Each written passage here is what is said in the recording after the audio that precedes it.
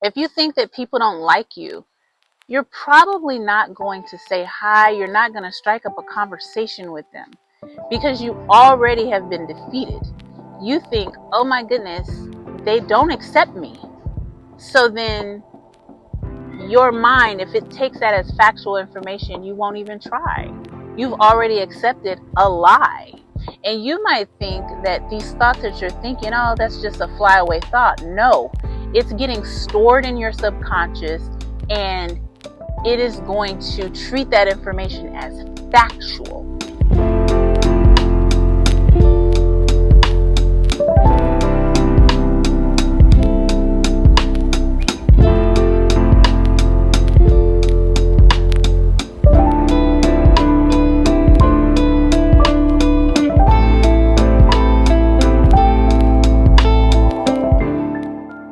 Hi, welcome to another one of my videos. Today I'm going to be talking about how your brain is listening to everything you say.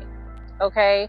And so you want to make sure that the thoughts that you think and the things that you say to yourself are uplifting. They're more of a positive nature so that you're not feeding yourself fearful things. The subconscious mind is very powerful. Just a little bit about me is I used to have social anxiety bad, okay, to the point to where I was not talking to people. And so my inner dialogue was really bad. I would tell myself things like they don't like me. And I would be stunned when they treat me nice. It's like, oh, I'm surprised that they're being nice to me. I guess they do like me. Those kind of things would surprise me. But a lot of times I would get proven wrong. And it was because of the things I was telling myself. I was also a connoisseur of reading books about the mind because I always was so fascinated how the brain works. So I am well versed in things that have to do with your subconscious mind. It is so powerful, you guys. You do not understand how powerful your mind is. You're literally, every time you think a thought, you are establishing and re-establishing a pattern that your subconscious mind is saying, okay, yeah, we're going to do that. That is what we're going to do. That is what we deem as true.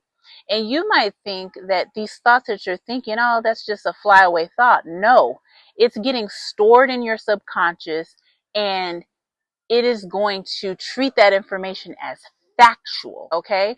Do you know how dangerous that is?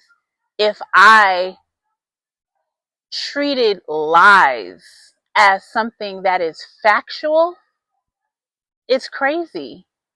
And I think that a lot of people do that every single day. We treat lies as if they're the truth.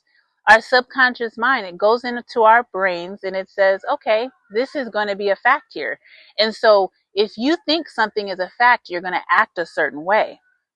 I always use the example of, and maybe it's not such a good example. I might need to come up with a new one. But if I think that a chair, let's just say I want to sit down, I'm very tired. I think that this chair is wobbly. It's not something that's sturdy. I believe that inside of my mind. I will not sit in that chair because I don't think that it has the capacity to hold me up. I'm automatically going to be looking for a different chair to sit in. That's just the facts. But if I believe that that chair is sturdy and can hold my weight, I'll take a seat. Now, do you see how that changed my action that I took? It is true that way for social anxiety too. If you think that people don't like you, you're probably not going to say hi. You're not going to strike up a conversation with them because you already have been defeated. You think, oh my goodness, they don't accept me. So then your mind, if it takes that as factual information, you won't even try. You've already accepted a lie. Now, sometimes, albeit when you might try to strike up a conversation with people, they might not be very receptive, but that doesn't even mean that they don't like you. Maybe they're busy. Maybe they're annoyed. They could have had something terrible just happen to them. What I learned when I came out of having social anxiety, it's not even all about you. It's not about you all the time. Like, I think that people with social anxiety, inside their minds, you think that people are thinking about you all day long, and they're not. You go home with feeling bad about what you said. Nobody's thinking about it. In fact, some people are thinking about the things that they said, the things that they did. So you're not the one that's on their mind. Most people are self-centered. They're not thinking about other people. So I think that with social anxiety, if we get that through our minds, we'd be better off. People are not that worried about us. You know what I'm saying? And I shouldn't say us, because social anxiety doesn't define you. It's not something that I even like to say that people have, because now that puts you in a box. Your words are very powerful. So your mind is listening to everything that you say, not just out loud, but the conversations that you're having with yourself all day. If you constantly tell yourself, I'm awkward, nobody likes me, your brain is starting to treat these things as instructions. We're gonna make this happen. We're going to make this true. Yeah. So I urge you to seek information about the subconscious mind and how powerful it truly is. Just imagine how powerful it could be if you think opposite. Your brain, it takes cues from you. So how should I view this situation? Examples are like, people don't like me. I'm awkward. Everybody's judging me. I'm weird. The brain hears repetition is so powerful with the subconscious mind, and it starts creating evidence. Your subconscious mind wants to create experiences for you to say, you know what? This is true. I know it's true because I had that experience and it backs up this thought. And so no matter if that thought is a lie or not, your brain is going to try to start creating evidence that this is true. That is so crazy to me, right? Um, at a party gathering, your brain goes, remember when you didn't do well at that other event? Be quiet.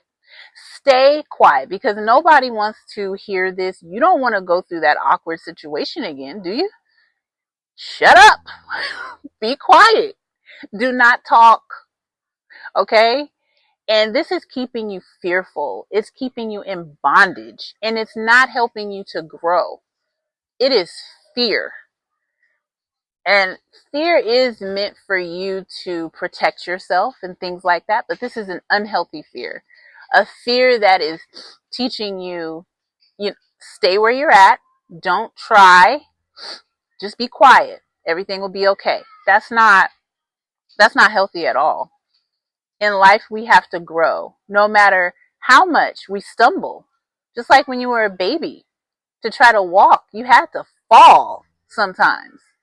If you never tried, you wouldn't be a walking human today. You'd literally be crawling. Even to crawl, it took some effort. You had to fall down. So you're not going to be perfect at everything all the time. Stop saying, like, this is going to be awkward. Nobody will talk to me. Instead, ask, what if it goes better than I expected? Ask yourself general questions that are more on the positive side. And I tell you this because all of the books that I have read and the information that I've researched about the subconscious mind is so smart. I know that sometimes other gurus or people say, think positive, think I can talk and I'm a social butterfly. Your subconscious mind is not stupid. It knows that you're not a social butterfly. So you can't sit there and tell it that. It automatically rejects that. It has some type of a problem with that thought, because that thought is too extreme. It's not based in reality. You have evidence in your mind proving otherwise. Remember, this evidence your brain goes back to. It's like a computer. It's like, do we believe that? No, reject. I don't believe that, because that is something that we don't have evidence of. So how can you just say that? But asking yourself a question like, what if it goes better than I expect?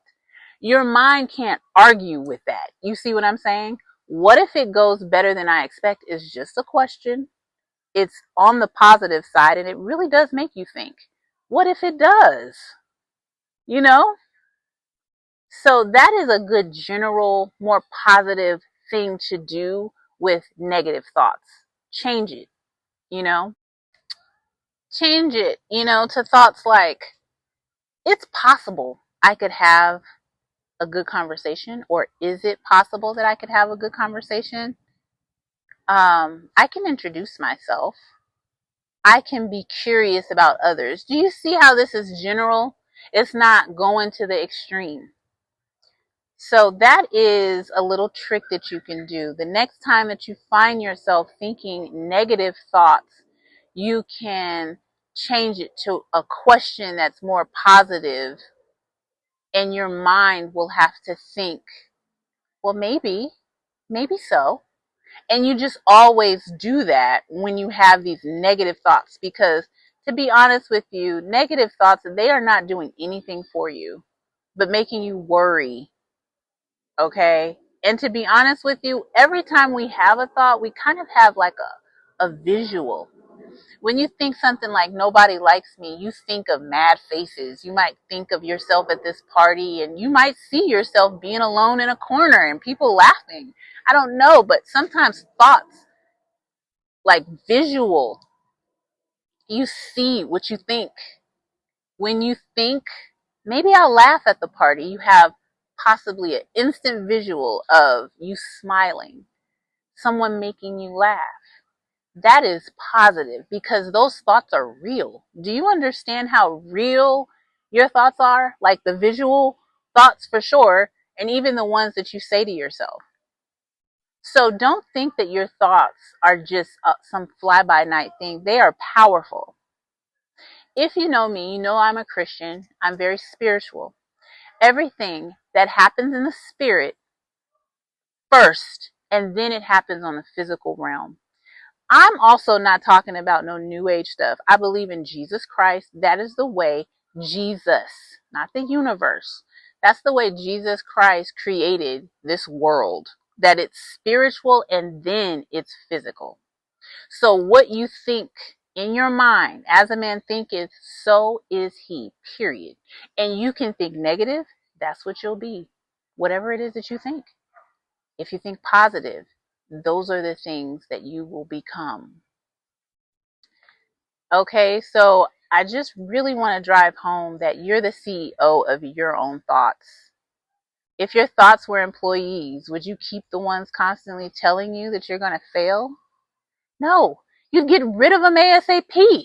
Get out of here, because I don't need you here working for me. You ain't doing nothing, okay, but causing me anxiety.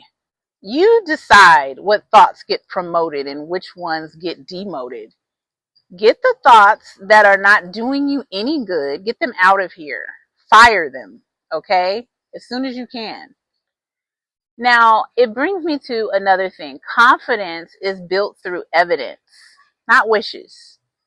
So when you have these positive thoughts or these other things, you need to also, people that are confident, sometimes they do things scared. You have to sometimes. Now, I'm not giving you advice to go into some type of a really like anxiety attack. If you have sought professional help, you know, I am not a professional licensed person, but I have done this myself as far as social anxiety, and I was pushed into it because I had to give presentations at my job when I had social anxiety. I had to talk to CEOs. I had to talk to people at the top. And when I kept doing this, it started to make me just be confident even out there in the real world. If I'm talking to a CEO, the top person, why can't I talk to a regular Joe at the grocery store? You know what I mean? So consistency rewires your brain. But what we need to know about this confidence thing is that when you start creating evidence that people do like you, people, that the thoughts that you originally thought are wrong, now you're getting somewhere, because your mind is going to start going to these thoughts, and there starts going to evidence. Do we find that as information that's true? And it can grab a situation that, yes, people do like her. They were laughing, or she had a conversation, you had a conversation, and it didn't go left. You didn't feel awkward, or you thought that situation went good.